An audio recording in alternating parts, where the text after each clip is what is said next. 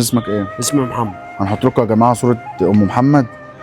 بالله عليكم، يعني لو كل واحد شار الفيديو ديت ممكن تكون في اي محافظه، في طنطا، السويس، المحله، ممكن تكون راحت في اي حته. يا ريت كلنا نشار الفيديو علشان نوصل لاكبر عدد من الناس. ممكن تكون في طنطا، ممكن تكون في السويس، اسماعيليه، في اي محافظه عامه يعني. طب تعرف تقول اسمها وعنوانها وكده ولا ما تعرفش؟ ما تعرفش بصراحة، بدور عليها وماشي بالتوك توك في المنصورة، اللي يقول لي بشوفها في جديلة في الدراسات، بروح الحتت دي وبدور ومانيش لاقيه. فانا بصراحة انا تعبت وما كنتش عارف اعمل ايه والله يا اسطى. يا ريت يا جماعة توصلوا لي، تشوفوا لي حل لامي، وما كنتش عارف اوصل لفين. بالله عليكم اللي يجي يعرف مكانها يدلنا عليها يا جدعان.